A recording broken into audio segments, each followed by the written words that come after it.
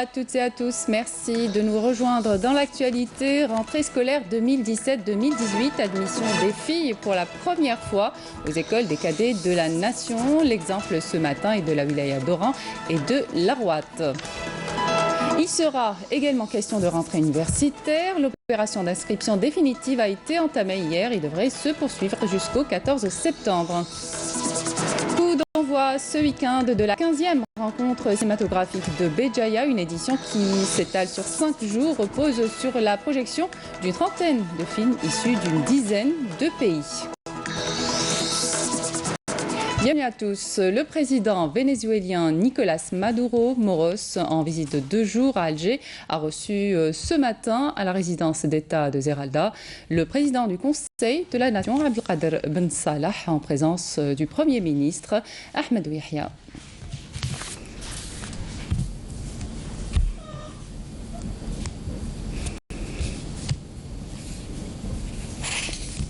Le président vénézuélien Nicolás Maduro Moros a donc entamé dans la nuit de dimanche à lundi une visite de 2 jours à Alger. Le président vénézuélien a été accueilli à son arrivée à l'aéroport international Houari Boumedienne par le président du Conseil de la Nation Abdelkader Ben Salah, une visite qui permettra aux 2 pays de procéder à une évaluation de l'état des relations bilatérales d'amitié et de coopération ainsi que les voies et moyens de les consolider.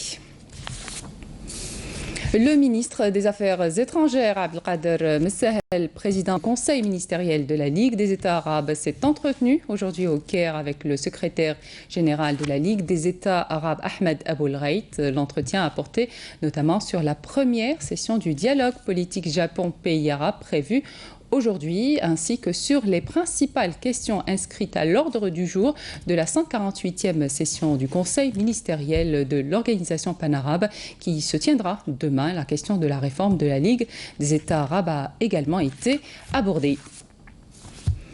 Inscription universitaire pour les nouveaux bacheliers et après avoir pris connaissance de vos affectations, place à l'inscription définitive auprès de l'établissement où vous avez été affecté. Une opération entamée hier et devrait se poursuivre jusqu'au 14 septembre. Ce village Bara. Ils sont près de 10 000 étudiants à rejoindre les bancs de l'université Houari Boumedienne de Bab el-Zouar le 17 septembre prochain.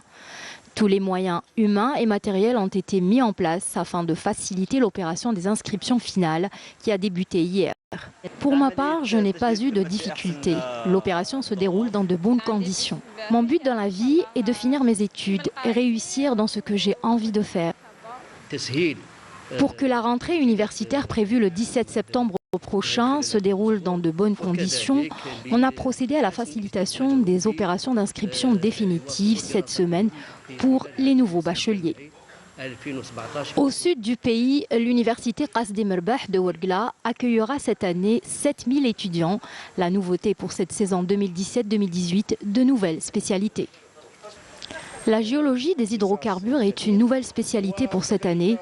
Il y a du nouveau aussi dans le domaine des sciences humaines et sociales. Toutes les conditions humaines et matérielles ont été réunies pour nous faciliter les démarches d'inscription. Je n'ai pas eu de problème pour ma part. Même son de cloche à l'université de Naama. En une demi-heure, j'ai pu régler toutes les démarches de mon inscription. Cette année, on s'est mieux organisé pour garantir une meilleure entrée universitaire pour nos étudiants. Les portes des universités seront ouvertes jusqu'au 14 de ce mois pour accueillir les nouveaux bacheliers et leur permettre de finaliser leurs inscriptions avant la rentrée universitaire.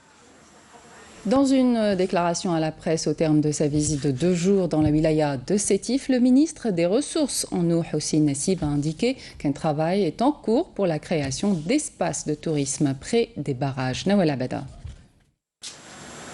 Il figure parmi les points les plus importants du méga-projet des grands transferts des eaux vers les hauts plateaux. C'est le barrage d'El Moaoun où le ministre des Ressources en eau, Hossein Nassib, a marqué une halte pour inspecter les travaux de sa station de pompage et de celle de traitement des eaux. Des équipements qui vont être gérés de la manière la plus moderne qui soit, à l'instar de tous les barrages d'Algérie d'ailleurs. La circulation de l'information.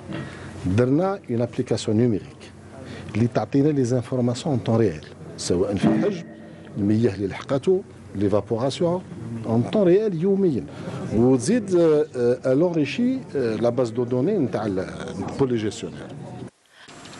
L'un des objectifs de ce projet structurant, la création de surfaces irriguées. L'installation des canalisations à cet effet est en cours et l'eau arrive déjà à sa première tranche. Au périmètre de Mezloug, nous avons 9500 hectares. Ce n'est qu'un échantillon. 6000 seront équipés d'ici la fin de l'année en cours. Et il y a d'autres projets programmés jusqu'à ce que l'on atteigne, dans un proche à venir, 36 000 hectares, Inch'Allah. Concernant l'aménagement des barrages, Houssine Nassib affirme: dans le cadre des dispositions légales, nous avons engagé des actions d'aménagement de plages et d'espaces de pratiques sportives et de loisirs. Nous avons pris quelques échantillons avant de généraliser cette action au niveau d'un grand nombre de barrages.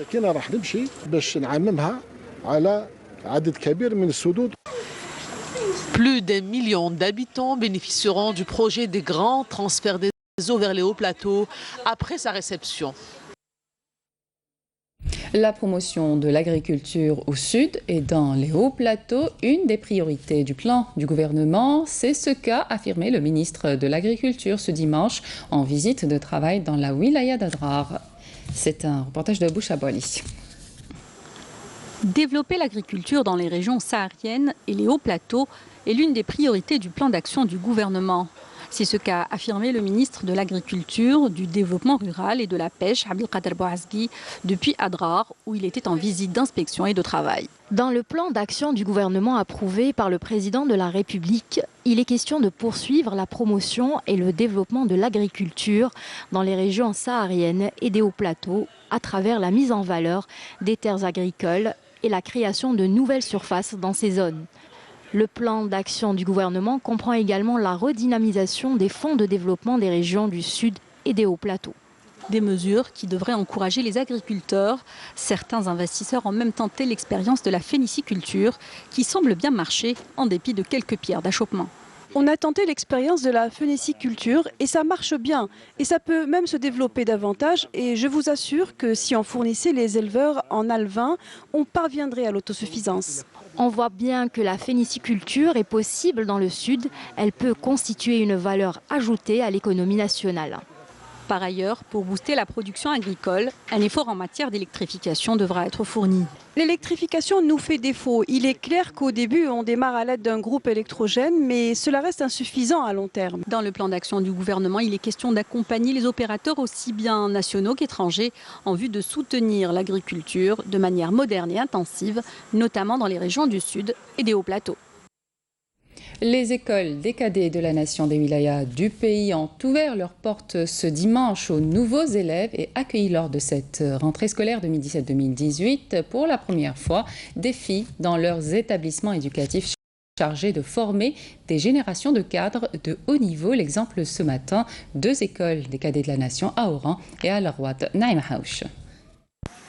L'école des cadres de la nation de la wilaya d'Oran a ouvert ses portes aux nouveaux élèves et accueilli cette rentrée scolaire 2017-2018 pour la première fois des filles dans leurs établissements éducatifs chargés de former des générations de cadres haut niveau. Intégrer l'école des cadets n'était pour moi qu'un rêve, mais là c'est une réalité. Nous avons de très bons enseignants. C'est un honneur pour moi d'être ici afin de devenir un haut cadre dans les rangs de l'ANP. Je travaille ici depuis 5 ans. Nous avons de très bons résultats. En tant qu'enseignants, nous faisons le maximum pour aider les élèves. Toutes les conditions ont été réunies pour servir l'intérêt des cadets de la nation. L'école des cadets de la nation à Oran a enregistré la rentrée de 56 cadettes de première année secondaire des wilayas dans l'ouest du pays. À Larouat, cette fois, la nouvelle année scolaire 2017-2018 a débuté hier également à l'école cadet de la nation Shahid Mohamed Gourine, relevant de la 4e région militaire par un cours inaugural consacré à l'éco-citoyenneté. Au nombre de 600 pour le cycle moyen, près de 260 nouveaux cadets ont été accueillis en première année. L'école des cadets de la nation du Shahid Mohamed Gourine a admis cette année 260 cadets première année après un concours d'accès et de sélection. Tous les moyens ont été mis en place pour assurer le succès de la nouvelle année scolaire. En Birmanie, les rebelles Rohingyas ont annoncé hier un cessez-le-feu unilatéral d'un mois, un cessez-le-feu rejeté par le gouvernement de ce pays qui persécute cette minorité musulmane. Ce matin encore, le haut-commissaire de l'ONU aux droits de l'homme a jugé que le traitement de la minorité musulmane Rohingya par la Birmanie s'apparente à un exemple classique de nettoyage ethnique. Sarah Sharif. Naître au cœur du désespoir.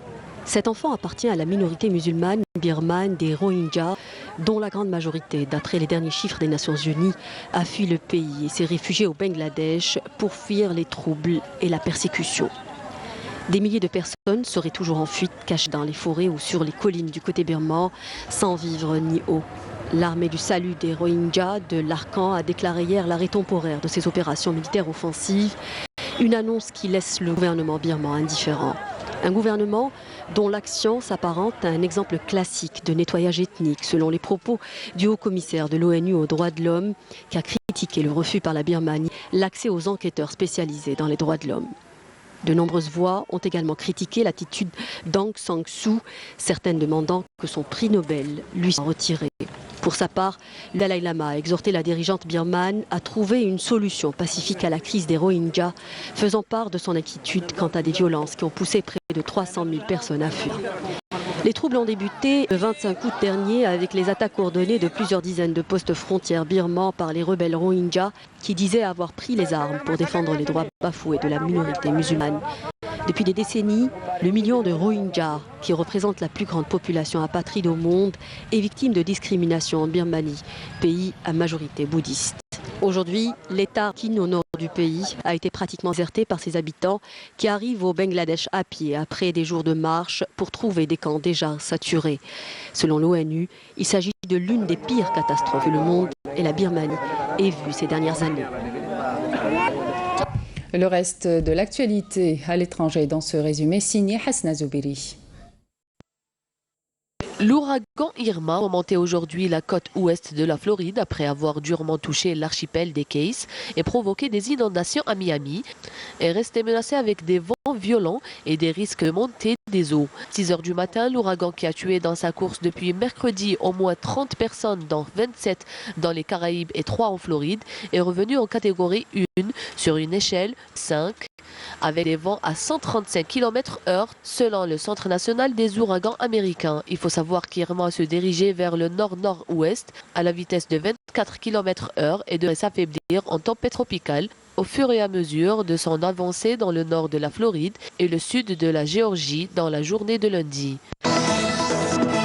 Le séisme d'une magnitude de 8,2 qui a frappé jeudi soir le sud du Mexique a fait 90 morts, ont annoncé hier les autorités mexicaines. Et c'est l'État d'Oaxaca qui a enregistré le bilan le plus lourd. Une des conséquences de ce séisme historique est la nourriture qui se faisait rare dans la ville et le prix de la tortilla de maïs a plus que doublé en quelques jours, passant de 30 à 70 pesos, soit environ 3,5 €. Le Britannique Chris Froome a écrit un exploit majuscule en remportant la première Vuelta de sa carrière et en scellant un somptueux doublé Tour de France d'Espagne, inédit la même saison depuis 1978. Vainqueur en juillet de son 4e Tour de France, il est remonté sur son vélo moins d'un mois plus tard pour dominer enfin l'épreuve espagnole où il avait échoué 3 fois à la 2e place en 2011, 2014 et 2016.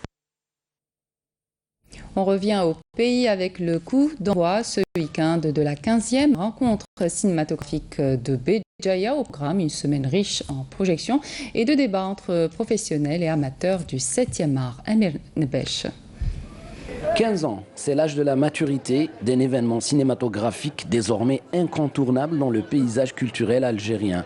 Porté par un élan juvénile depuis 2003, les rencontres cinématographiques de Béjaïa ont un objectif de perpétuer cette histoire d'amour entre le public et le 7e art, mais également offrir au débat cinématographique un espace d'expression dans un environnement idéal. Moyennant la salle de la Cinémathèque de la ville de Béjaïa, L'objectif de la Cinémathèque, c'est d'essayer de faire rejoindre les spectateurs, les cinéphiles algériens dans de bonnes salles où il y a un bon film assez récent, dans de bonnes conditions. Ça, c'est l'objectif de la Cinémathèque. Réapprendre au public algérien de fréquenter de nouveau les salles de spectacle cinématographique. La Cinémathèque est faite pour ça. Des projections de qualité et surtout des films récents, comme celui de Karim Moussaoui, en attendant les Hirondelles qui a ouvert le bal de cette 15e édition. Je voulais vraiment assister à son long métrage, tellement il m'avait marqué avec son court métrage, donc je me suis dit, il ne faut pas rater, il faut voir son nouveau travail. Je l'ai trouvé bouleversant. Il est tout à fait différent des films dont on a l'habitude. Le jeu des acteurs était tout simplement magnifique, les jeunes et les vieux. Le décor, on ne s'attendait pas à aller voir Biskra, on ne s'attendait pas que ça soit aussi beau. Et voilà, on est très satisfait. J'attendais avec impatience ce moment-là, parce que je suis un habitué des rencontres. Et je connais Abdelnour, le président, donc avec qui j'ai des liens d'amitié et avec le festival aussi, dans lequel je suis venu souvent pour voir des films, j'ai découvert des films, j'ai moi-même participé à des débats au sein du festival, je l'ai fait je crois pendant 2 éditions, et donc là parce que je connais un peu le public, comment ça se passe, et la passion des gens pour le cinéma. Et donc oui, j'étais impatient de pouvoir montrer le film et de pouvoir en parler. Les rencontres cinématographiques de Béjaïa, que la fête du cinéma commence et que vive le 7e art.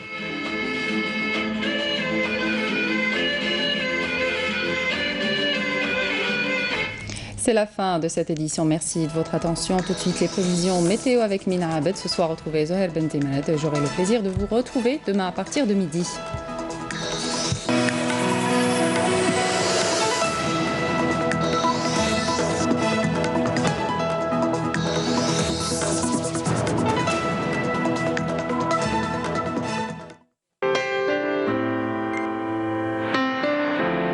Suivez l'air du temps avec Mobilis. Mesdames, Mesdemoiselles, Messieurs, bonjour. Les nuages se dissipent, la pluie diminue notamment sur les régions du Nord.